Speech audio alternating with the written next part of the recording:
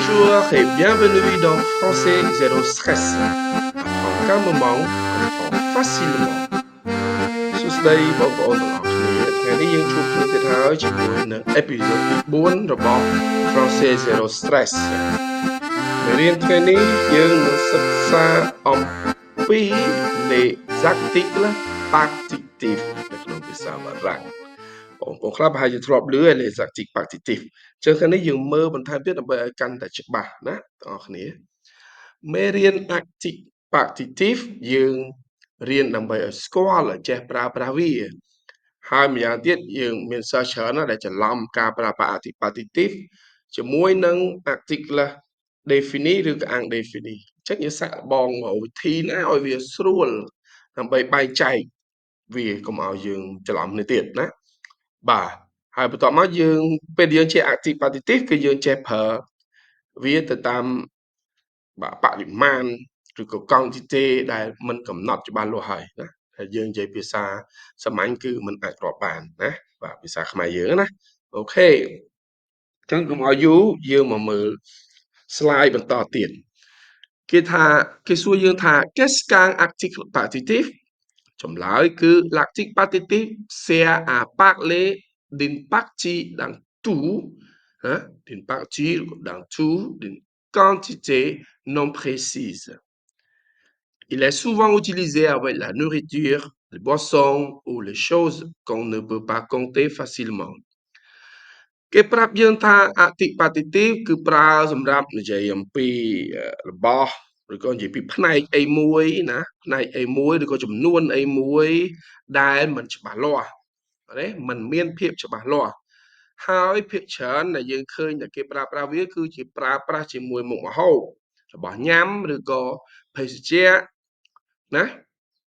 ឬក៏របស់អីផ្សេងទៀតដែលយើងមិនអាចរាប់បានដោយងាយស្រួលណាអានកងតាបបាទមើលឧទាហរណ៍ដូចជា je veux du pain ណាកាលណាគេប្រើ je veux du pain បានន័យថាខ្ញុំចង់ញ៉ាំនំប៉័ងប៉ុន្តែអត់ដឹងគេអត់បញ្ជាក់ថាចំនួននំប៉័ងប៉ុណ្ណាដែលយើងចង់ញ៉ាំទេណាគេអត់បានបញ្ជាក់ទេហើយយើងញ៉ាំ1ម៉ាត់2ម៉ាត់3ម៉ាត់គេអត់បានបញ្ជាក់ទេកន្លែងហ្នឹង elle boit de l'eau ណាកាលណាយើងឃើញ de l'eau យើងអត់ដឹងថាម្នាក់ស្រីហ្នឹងផឹកទឹកប្រហែលក្អឹកទេណាយើងអត់ដឹងថាម្នាក់ស្រីហ្នឹងផឹកទឹកប្រហែលក្អឹកទេអាចមកក្អឹកពីរក្អឹកហើយក្នុងមួយក្អឹកមានប្រហែលទឹកទៅណាអ្នកសាកឆ្លើយមើលបាទមើលបើប្រហែលទឹកយើងមើលសុំទោសផឹកប្រហែលទឹកយើងឆ្លើយបានអត់ណាអញ្ចឹងនេះគ្រាន់តែជាការនិយាយលេងសើចទេបាទ nous mangeons de la salade ណាចាំមិនថាឧទាហរណ៍ទាំងនេះគឺអត់អ្នកដែលប្រើ clear ទាំងអស់ហ្នឹងគឺគេនិយាយគេអត់បញ្ជាក់ច្បាស់លាស់ទេណាអូខេជឿអ្នកនរមកមើលតារាងនេះគឺជាទម្រង់របស់វាយើងឃើញពីក្នុងឧទាហរណ៍ហ្នឹងឥឡូវយើងទាញពីក្នុងឧទាហរណ៍នេះមកនិយាយនៅខាងក្រៅឲ្យច្បាស់បន្ថែមទៀតអញ្ចឹង avec le nom masculin singulier យើងប្រើ dui ណាលើប៉ាំងអាំងប៉ាំងដែលយើងធ្លាប់ប្រើហ្នឹងគឺយើងប្រើ dui ប៉ាំង féminin singulier ប្រើ de la salade ណា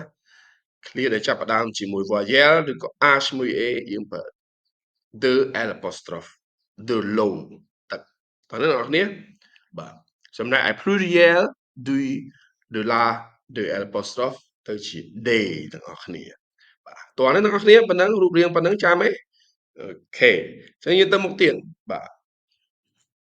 la forme négative នៅពេលដែលវាជាទម្រង់បដិសេធពេលដែលវាជាទម្រង់បដិសេធនិយាយឲ្យខ្លីស្រួលយល់សាមញ្ញបំផុត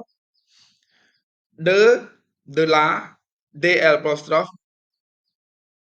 de ណាคล้ายទៅជា de ទាំងអស់ il mange du pain គាត់ញ៉ាំនំប៉័ងឃ្លាស្រប négation il ne mange pas de pain de ឃើញទេ elle boit de l'eau elle ne boit pas d'eau de apostrophe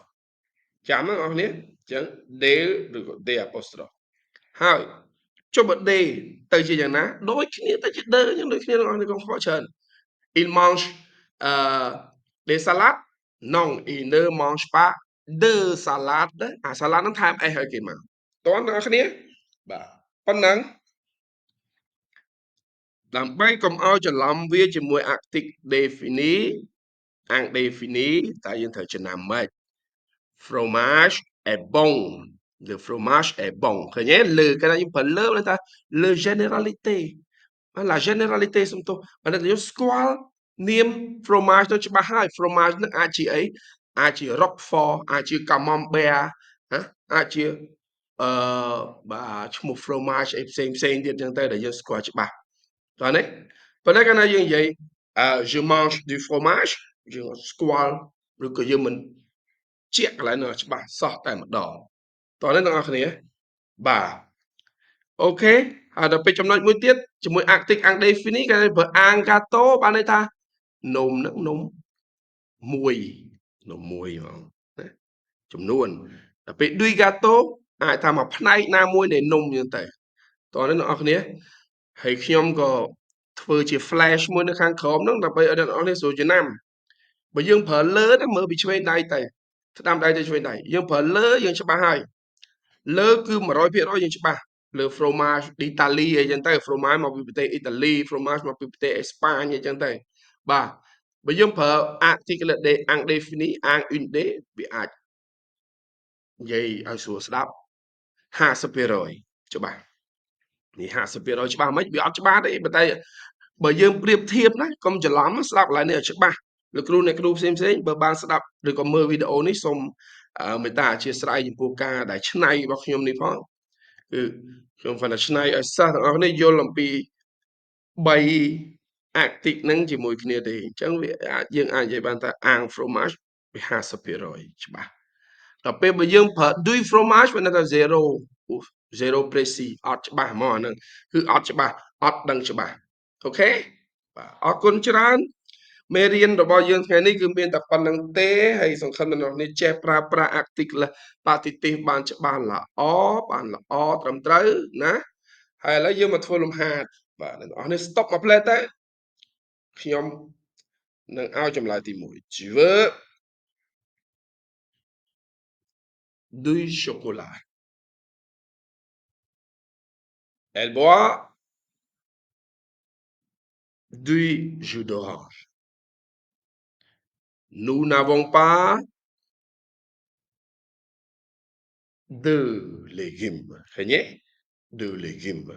la négation elle mange de la salade d'accord អូខេអរគុណអ្នកទាំងអស់គ្នាលំហាត់យើងក៏ធ្វើចប់មេរៀនក៏អ្នកទាំងអស់គ្នាបានស្ដាប់ចប់អញ្ចឹងសូមចងចាំរូបភាពរបស់រូបរាងរបស់ active បតិទេសគឺមាន dui de la de apostrophe ហើយនឹង d ពេលដែលវាទៅជា negation គឺបដិសេធអាទាំងអស់នឹងត្រូវដូចជា de ឬក៏ d apostrophe merci beaucoup សូមអរគុណច្រើននៅភក្ដីភាពរបស់អ្នកទាំងអស់គ្នា merci beaucoup merci à tous à l'école au revoir à la prochaine fois bye bye